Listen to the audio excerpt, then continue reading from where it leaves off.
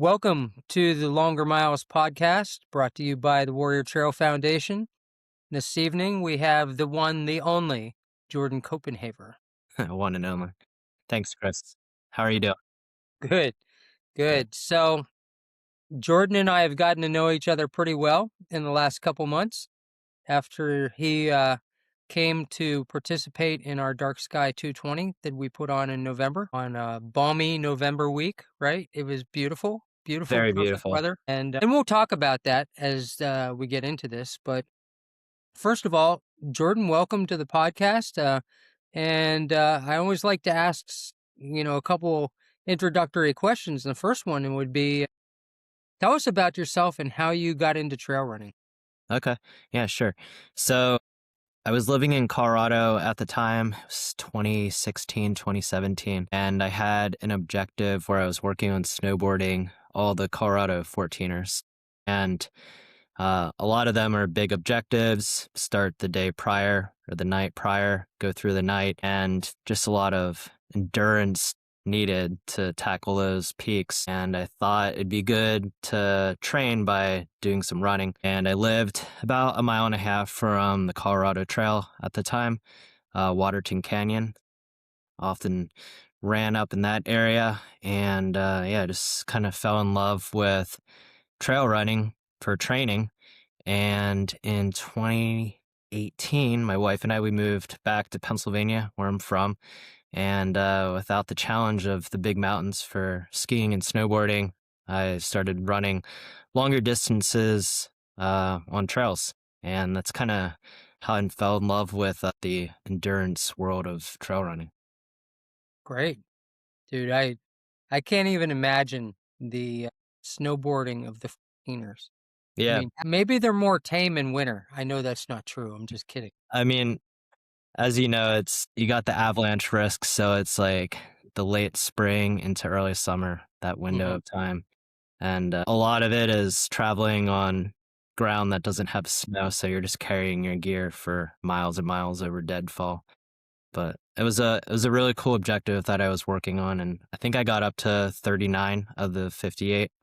Wow. And yeah, there's a part of me that's glad I don't have that looming over me, because I attempted some of the hard peaks and they were out of my risk tolerance level, but I still went after them. And in the moment, it was very nerve-wracking, anxiety Yeah. induced, which I use that to my advantage now when I'm doing long distance stuff. You know, when you're herding on trail after 100, 200 miles, I look at it and I say, well, at least my life isn't in imminent danger if I fall right now. I mean, sure, I Exactly. hit my head if I fall, but I'm not getting swept over a cliff. You're generally not going to get buried by an avalanche. Yeah. Although we might have had close call in November. Yeah. Wasn't deep enough for avalanche risk, but it was still cold enough for sure. Yeah. So, well, that's fantastic. And thanks for sharing that with us. You're pretty accomplished in the trail running community. I was perusing your ultra sign up. And I think there's a couple of things on it that aren't on ultra sign up. You want to tell us about anything in particular that you're maybe really proud of that might not be on ultra sign up? Yeah, I guess the biggest thing, I attempted the unsupported FKT on the Pennsylvania Appalachian Trail, and that was last year.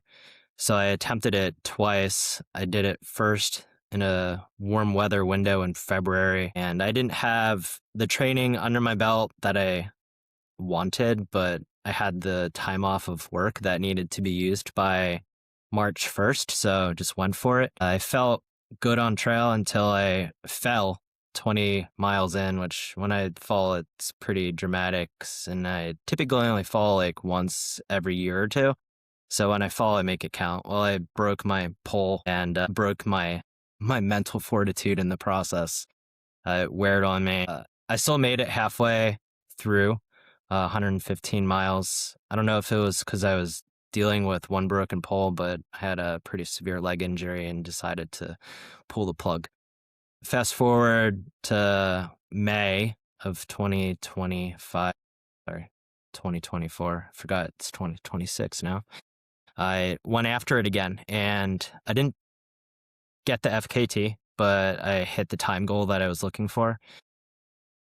Had plans of doing Cocodona 250 the following year, 2025, and I used that as kind of like a framework of how much time I would feel proud about my accomplishment if I finished it under that. I had finished in, got a little white blaze over there. Yeah. It's 4 days, 22 hours, and 48 minutes that I finished it in. So And how very many proud miles is of that?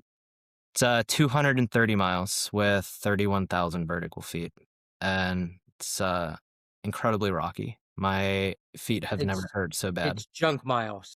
Yeah, can't move. How much of that do you think is runnable? I mean, on fresh feet, all of it's runnable, but I mean, some of it's you're really technical running, and there's definitely sections where it's just straight up not runnable. But if you're doing like a 20-mile day and any given stretch of it on fresh legs, like I can run 80%, 90%. But carrying a pack for 5 days worth of food and miles under Yeah. my feet already, it was not very runnable for a No, good chunk of it. for sure. Yeah. I mean, and especially the section after you cross the river heading east, right? I mean, it gets Yeah, really gnarly there for a while and over around Indiantown Gap and all those areas. So, yeah. I've never done the section beyond Hamburg, but we used to, a couple years in a row, we did a relay where we went 100 miles from Carlisle, which is, the midpoint here in Boiling Springs. We went 100 miles each way. So the first year we went 100 miles south on the trail and then did a relay back to Boiling Springs. And then the next year we went to the north and came back south. awesome. And we all agreed that the section from the south to Boiling Springs was a heck of a lot more fun and Hmm. enjoyable than the other section. Yeah. I mean, once we got to the Cumberland Valley, it's great, right? But it's getting to the Cumberland Valley, so for sure.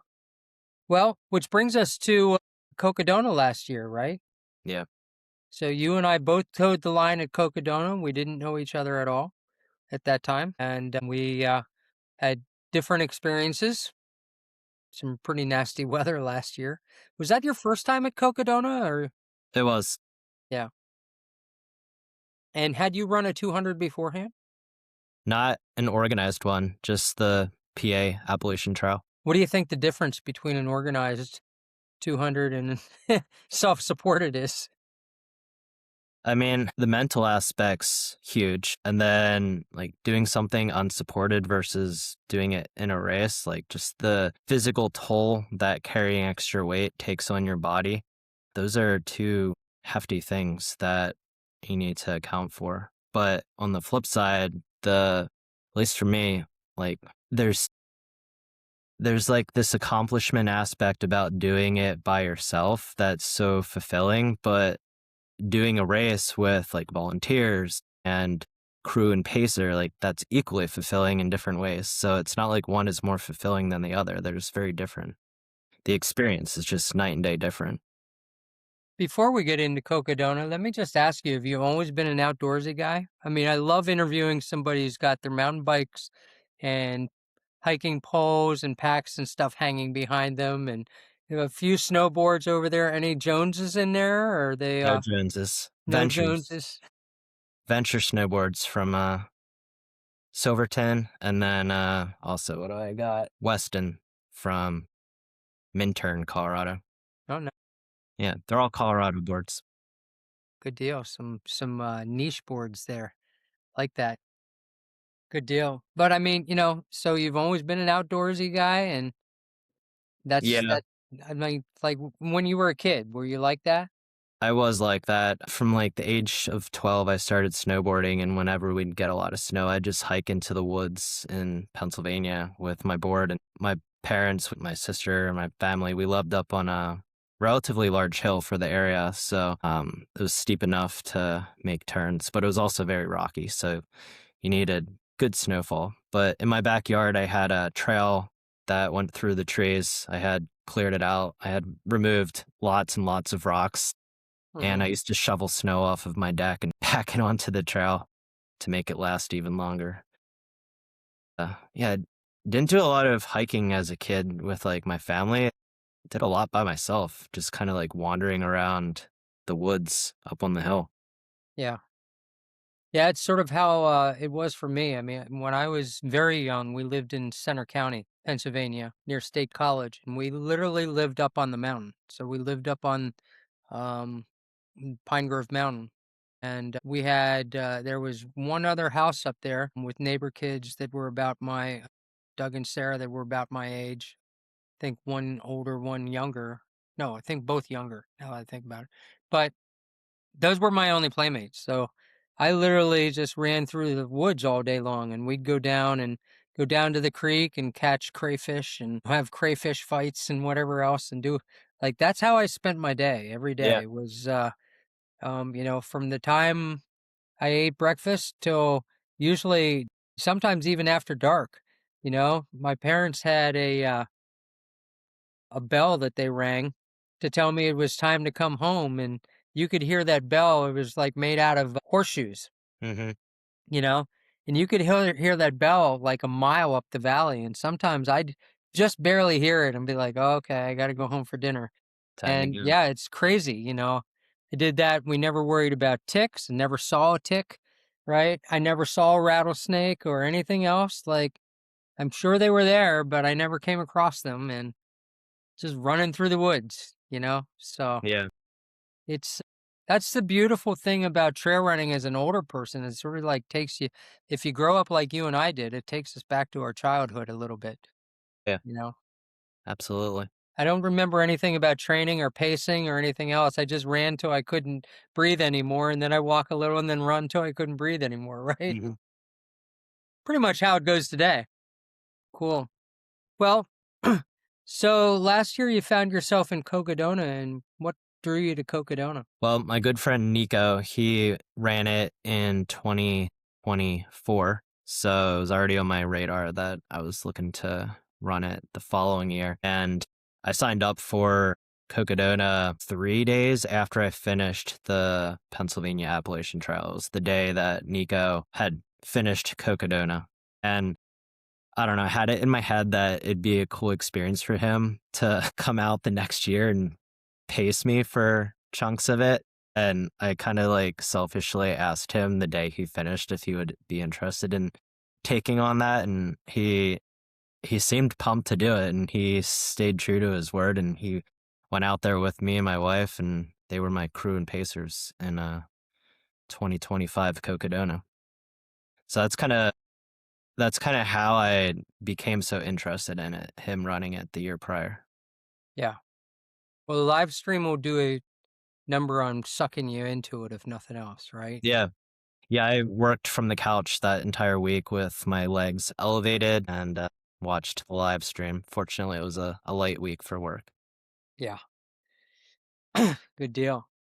Well, and unfortunately, you had a interesting experience or a very tragic experience Yeah. halfway through Cocodona. You want to share it? Yeah. So in it was October timeframe of 2020, this year change is like throwing me off. I can't keep my years straight. 2024.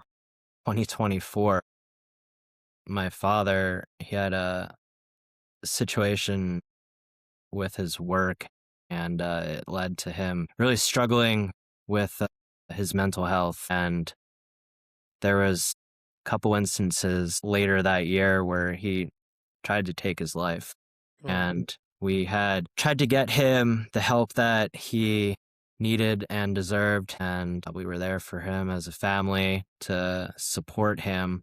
And although I didn't feel he was improving drastically, I thought there would be a light at the end of the tunnel because we were working through winter. It was going to be nice weather. He'd be able to be outside, outdoors, things he loved doing. And just, focused on making it through to the springtime and being more active with him, taking him on hikes and runs, something he had done with me in the past. And I was out at Cocodona, and race was going great. Was dealing with some things, just like any race. There's things that come up. And I was at Jerome, the aid station, and we had already gone to the aid station. I had already gotten food. It was really good food that I had there. It was in the morning, soon after the 125 had started. And we were at the spot where Nico had her crew vehicle parked, and my wife got a phone call, and I knew it was my mom because I heard her voice, and my wife quickly took it off speaker, and that just triggered something in me, and I was like, put her back on speaker, and I just hear my mom say he's gone, and my heart just felt like it was just torn apart. My dad had taken his life that morning, and I found out at that moment in Jerome. And my gut reaction was, I need to finish this race for him. And I didn't even think more than 5 seconds. And I told my mom, I'm not stopping. I'm continuing. And for like the next hour, I went out by myself. I just needed time to like be by myself and attempt to like think about what was going on. And it quickly hit me that I needed to talk to my mom and my sister and see what they were thinking about what I was doing. They fully supported me in my decision and said so long as I had it in me to keep going, that's what I should do. And I questioned it for a good day and a half, and it wasn't until I just started getting so much feedback from all these people in my life, friends and family, to finish it for my dad that truly felt like that's what I should be doing. And I was able to like let go of that feeling of, I need to be in two different places at once, but I can't. I can only be at one of them. And I let go of that feeling. I tried my best to be present in the moment.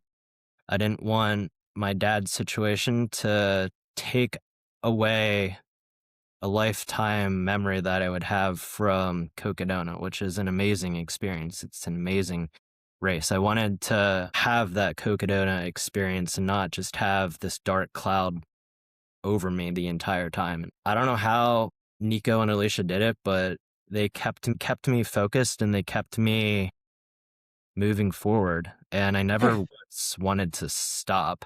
That's one thing that I do good at mentally. Once I'm committed, I don't want to stop until I'm done.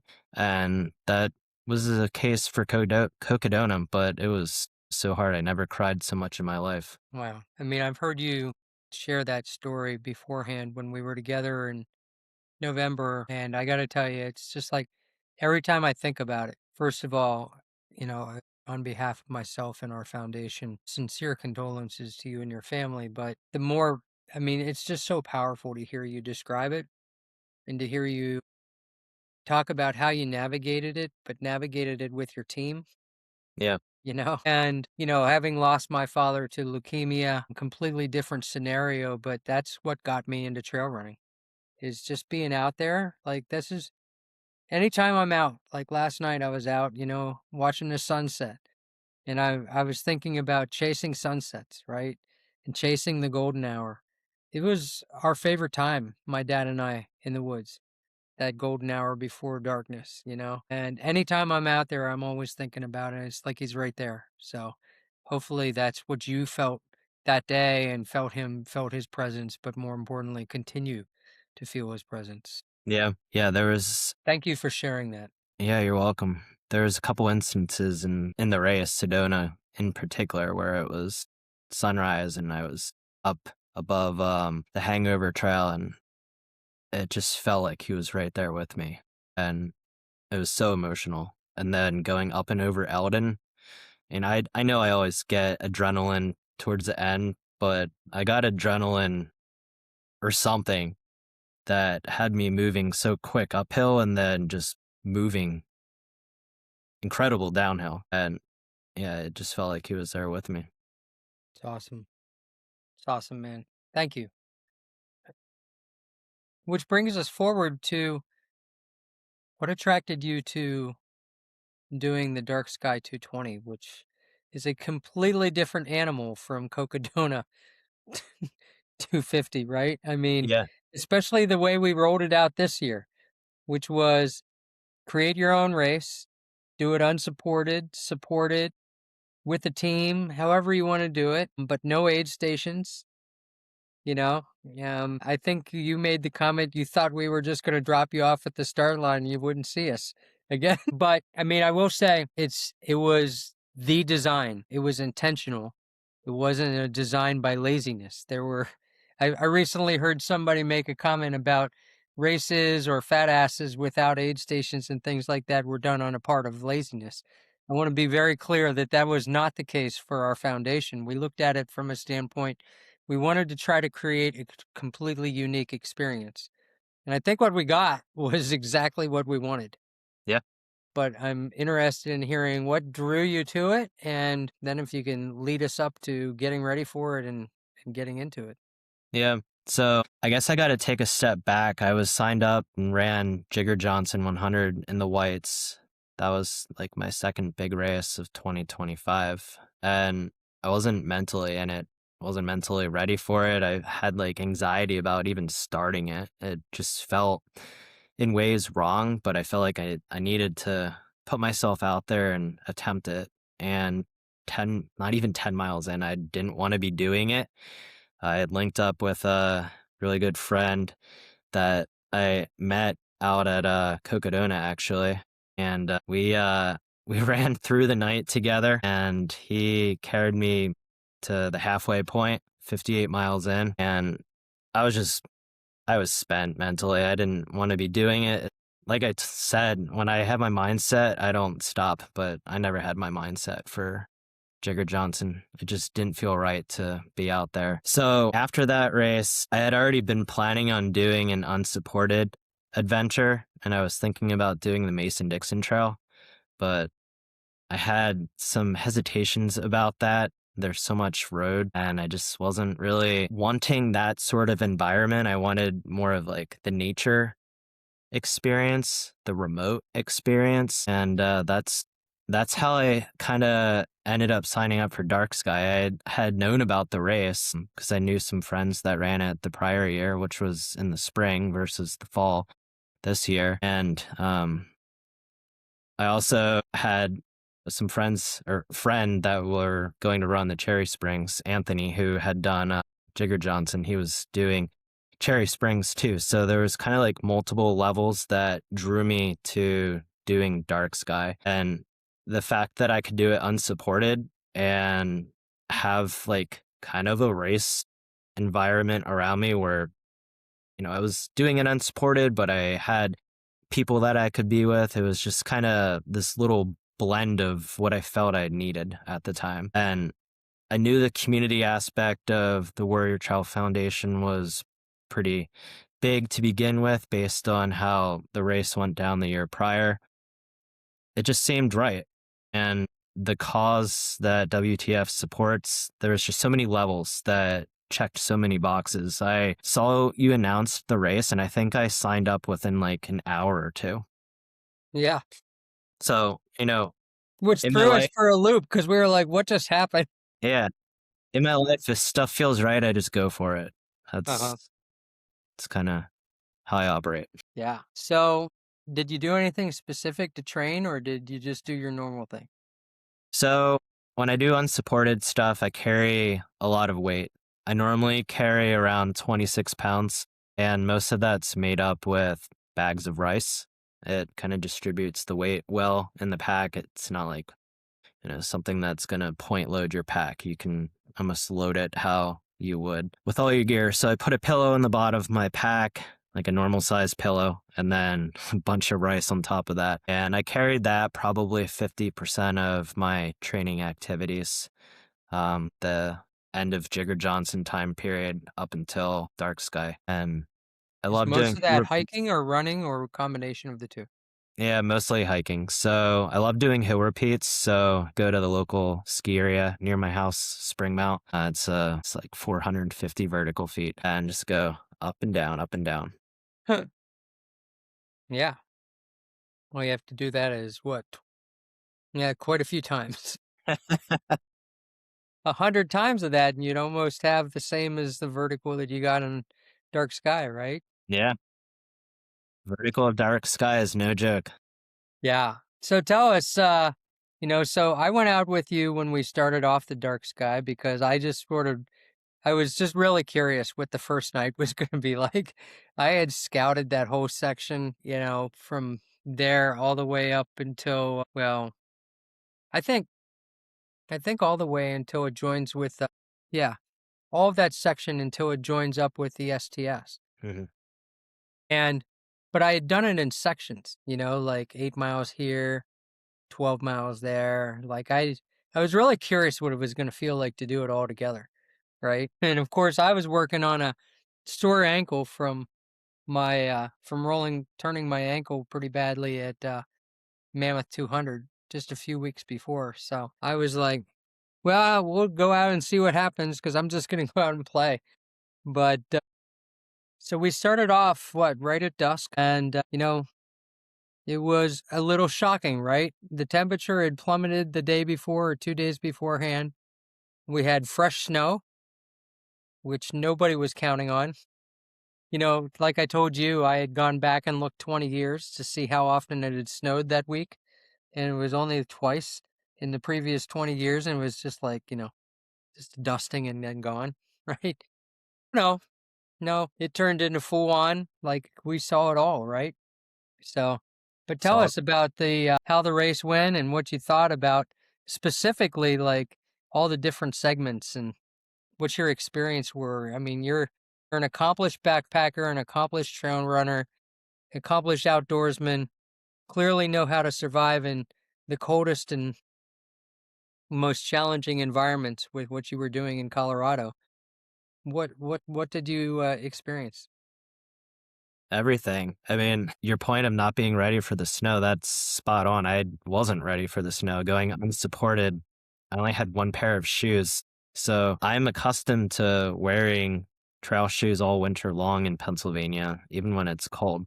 It's there's a risk to it. If you become immobile, you need to have gear to keep yourself safe. But going unsupported, I only had one pair of shoes. So I was stuck with that one pair of shoes and they got wet quickly.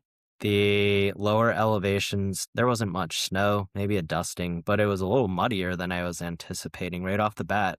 On the Donut Hole Trail, we found mud. And then when you got up at altitude, there was a good inch and a half, sometimes like 2 inches of snow on the ground.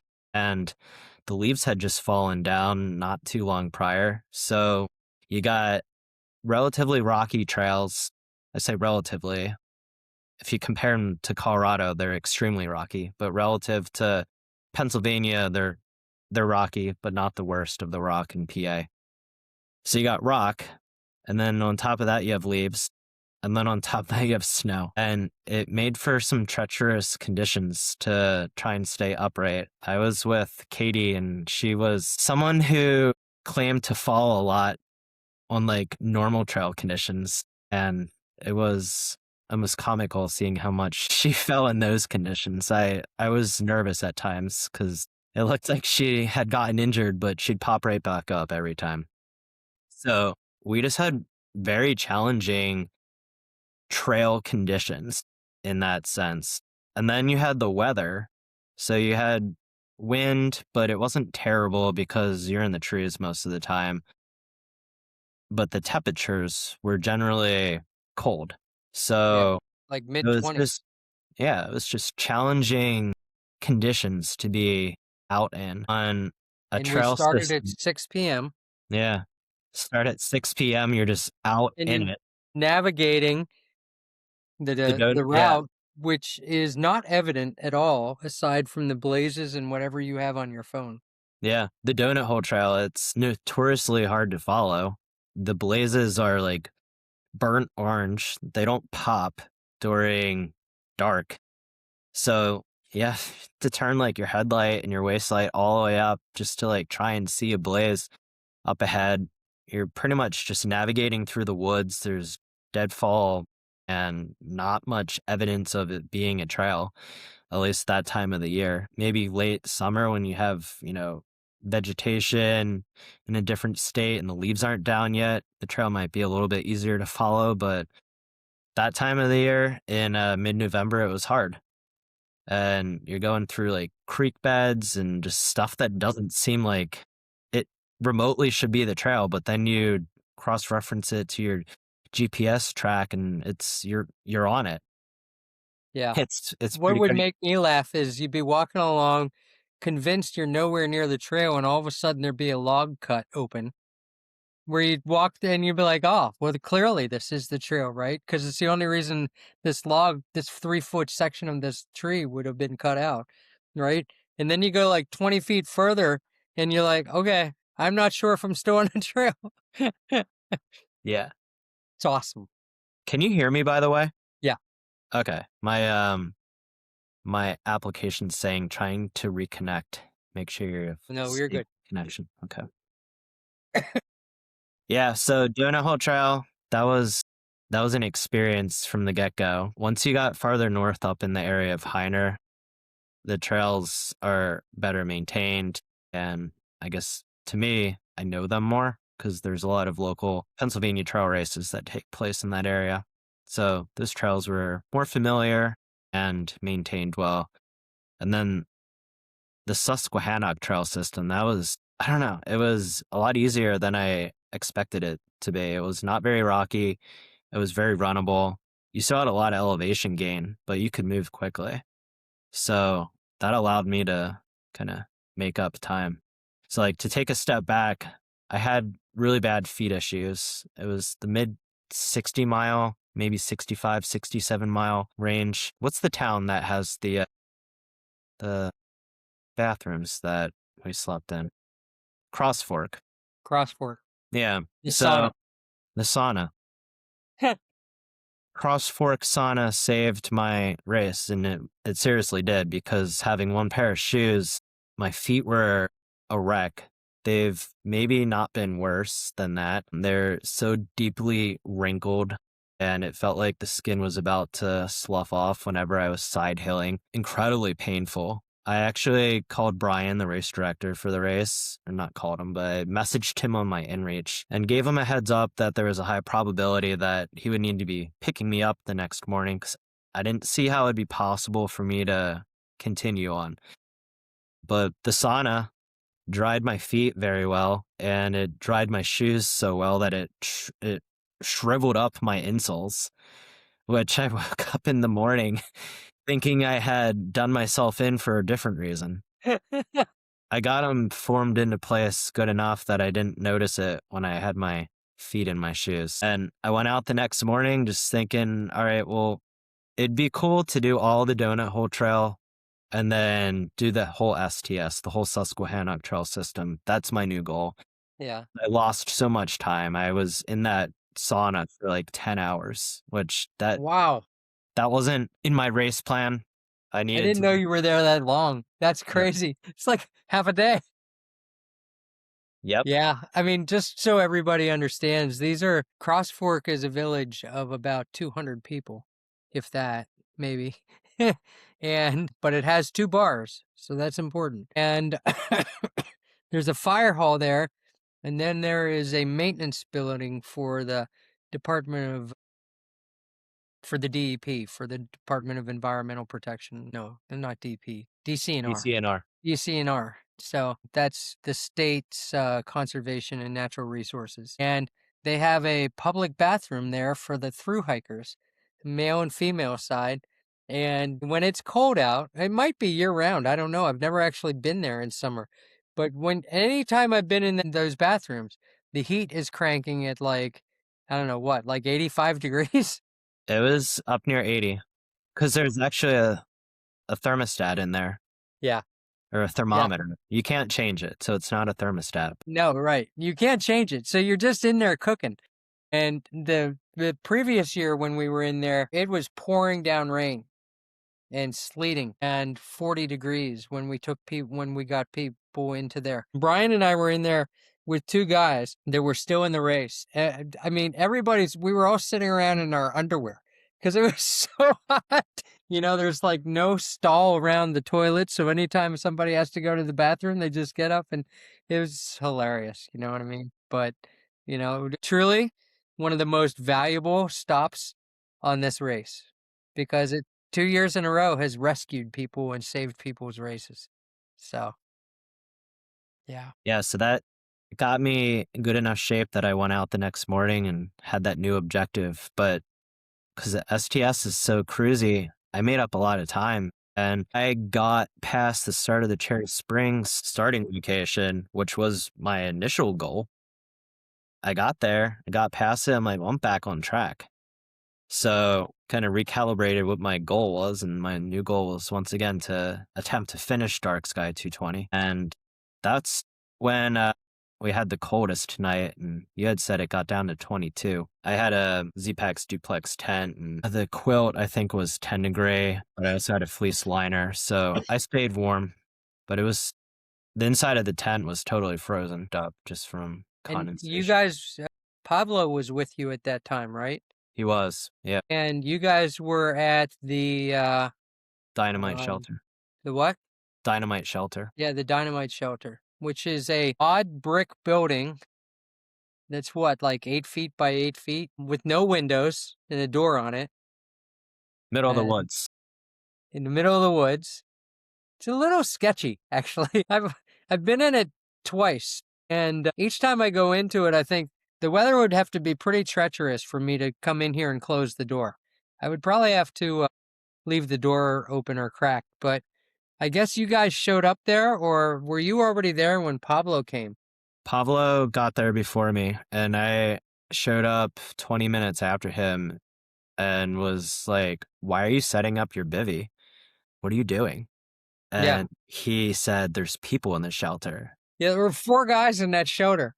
I was just like so angry, so angry. It was 2 in the morning. I was so tired. I actually had to take caffeine just to like stay awake for the last 2 miles because I was falling asleep moving, which I don't like doing before I'm about to try and sleep some.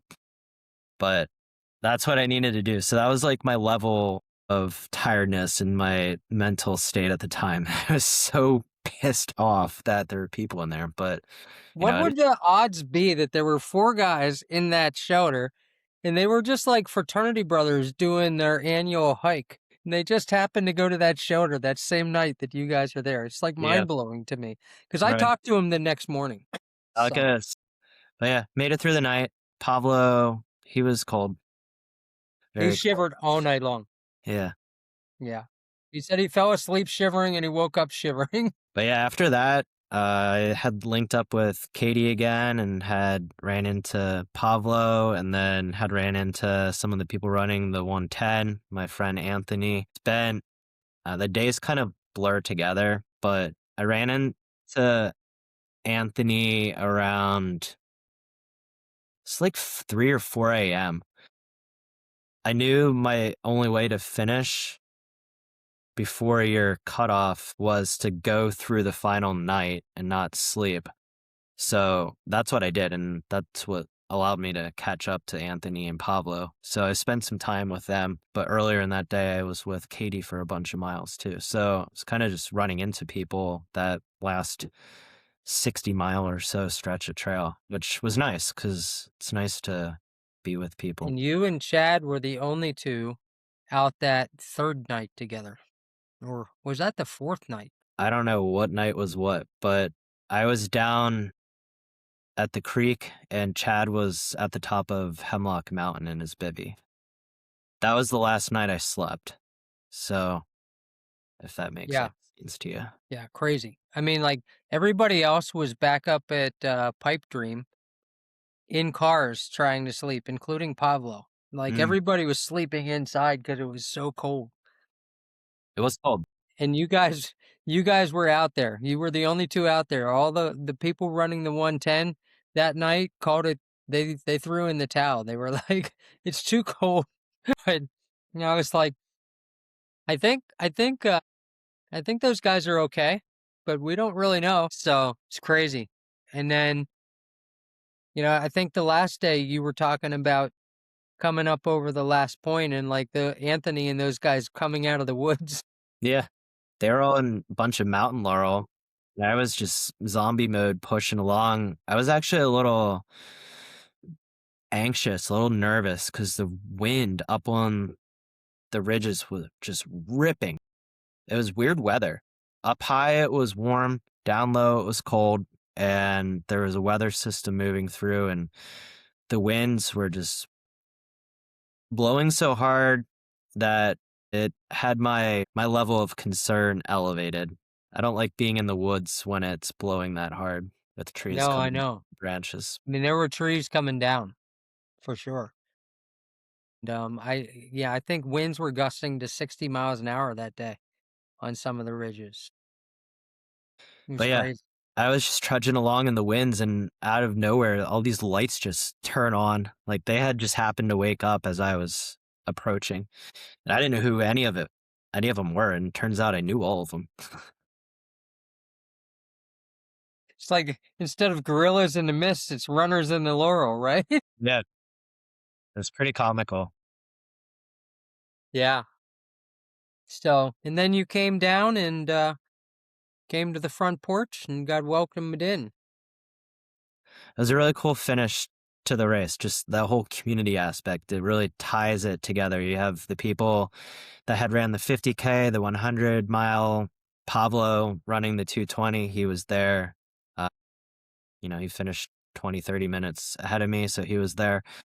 All these people that had finished are welcoming in the people finishing, which, we did for the people that finished after me. So it's just a really cool way to finish a race. It was a very tight knit group of people doing this wild adventure, and we all knew exactly what like everyone had dealt with because we were out there together in it. Yeah. Yeah. I mean, honestly, in talking to you the later on that day and the day after when we were talking, it's just frankly, we couldn't have hoped that it would come out as well as it did. And I know that we're on to something. And it's sort of an interesting thing because apparently the word is getting around because we're getting much more interest this year. Um and we'll never be that race, that this event, this is especially the Dark Sky 220, will never be that Cocodona experience. And I'm totally okay with that. I mean, I don't want it to be, you know, going back to our race entry fee of $22, asking everybody to raise $300 for the foundation. And, some people raised a lot more, and I just think that the community that we built, it was really awesome. And it was funny to me how the next day after everybody was done, we had to throw people out of that house. We're like, you have to go home now, And people were like, I don't want to go home. Katie, Katie was like a lost puppy. Like, it's like, Katie, I'm sorry, you have to go home, But I truly think, I wasn't around when trail running became a thing, you know? But I'm guessing that trail running in the beginning was very much like what we experienced. Yeah, I would think so. And I think that it's grassroots by design, small, just talk about it. I mean, you started out unsupported, but how many times did we see you? How many burgers or hot dogs did you eat? Right. Yeah, that's the caveat. I did not do it truly unsupported per the FKT guidelines, which initially I told Brian, I'm not taking any food from you. But after telling him that once, I'm like, why? Why am I not taking food from him? I don't I'm gonna eat a burger. And I ate a bunch of burgers and it Yeah. was great. It was funny because Pablo was like, I got a surprising amount of support from you considering it was an unsupported race. Yeah, I, I think we saw him like every 20 miles. right. That was the case. It's funny. I mean, there was only a couple times when we didn't see you for long time periods, and that was mostly because we were sleeping. And you know what was fun about that was there was no pressure on our side of it. Like if we catch them, we catch them. But we did go out of our way to catch almost everybody. And of course, Katie, pick her up and drop her off, pick her up. Right? But I mean, it was so fun. And Yeah, I think that I'm really thrilled with how that worked out, and I think that there'll be, there are other races like that out there. There's not many, right? I think the Plain 100 is completely unsupported, but 220 miles in theory unsupported.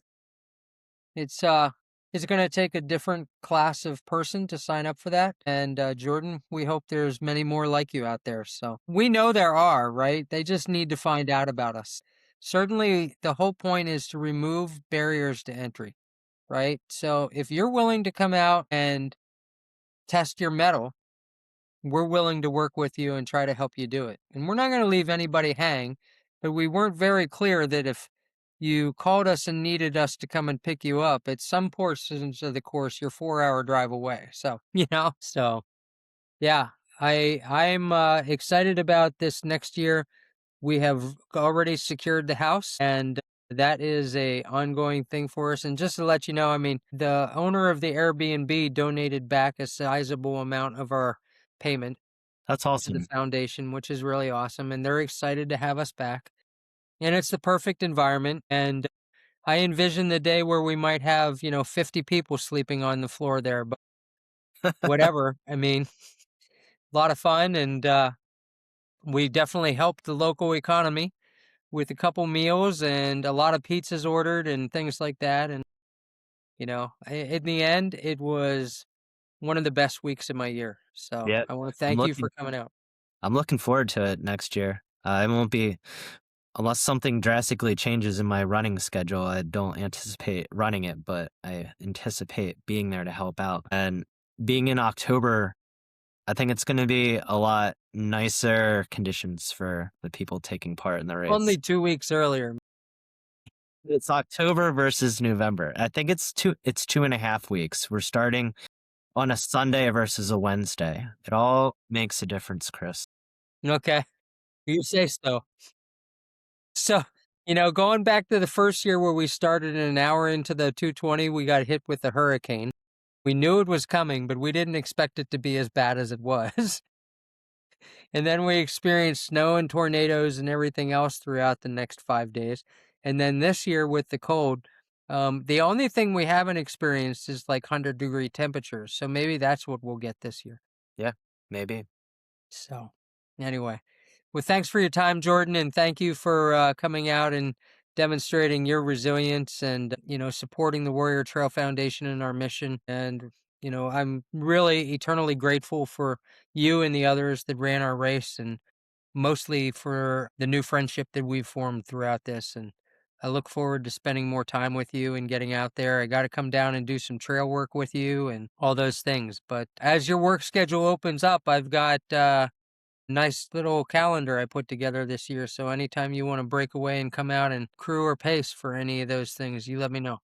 All right, I will.